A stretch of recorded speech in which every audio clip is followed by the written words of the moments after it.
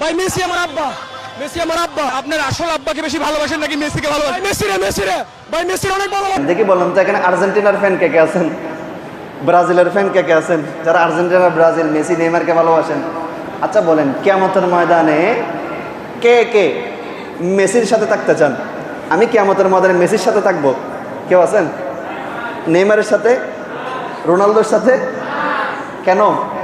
তারা তো ইমানদার না, মুসলমান, পাঁচ ওয়াক্ত নামাজি। তাহলে খেলার জায়গায়, খেলাধুলার জায়গায় ওটাকে ওই জায়গায় রাখেন। এখন আমার যুবক ভাইয়েরা কি করতেছে? রাতের 2টা বাজে খেলা, আর ঘুমাচ্ছে না।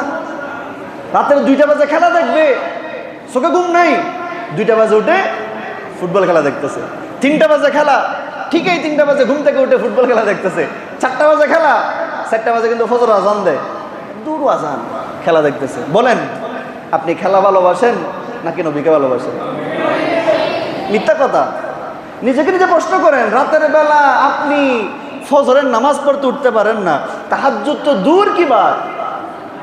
যেই হুসাইন নামাজ ছেড়ে দেন নাই, সেই হুসাইনের জন্য আপনি নামাজ পড়তে পারেন না, ইমাম হুসাইনকে ভালোবাসেন বলেন। কিন্তু ঠিকই ফজরের নামাজ আমাদের পটিয়াতে কয়েকদিন আগে যে প্রথম খেলা যেদিন ছিল, উদ্বোধনী খেলা, এটা তো ফজরের নামাজের সময় ছিল।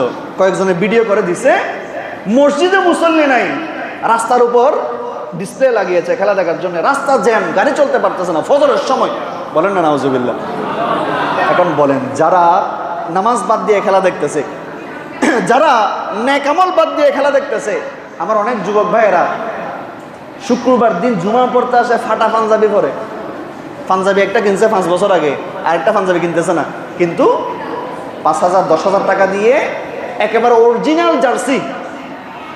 জার্সি কিনতেছে। একেবারে না থাকলেও অন্তত দলকে সাপোর্ট করার জন্য 500-1000 টাকা দিয়ে কি কিনতেছে? জার্সি কিনতেছে। নামাজ পড়ার জন্য একটা পাঞ্জাবি কিনতে পারতেছে, আফসোস। এখন বলেন আপনি কি নবীকে ভালোবাসেন, ইমাম হুসেনকে ভালোবাসেন, নাকি মেসি নেইমারকে ভালোবাসেন? একটু বলেন না নাউজুবিল্লাহ। আমার আলোচনা এখানে শেষ।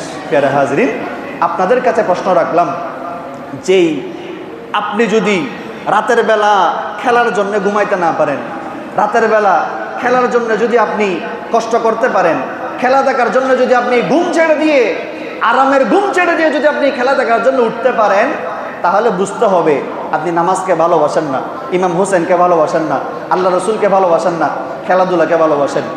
আর যদি খেলাকে খেলার জায়গায় রেখে, ঠিক আছে খেলা চলতেছে, দেখলে দেখলাম, না দেখলে নাই, এটা নিয়ে মারামারির দরকার নাই, হানাহানির দরকার নাই, পতাকা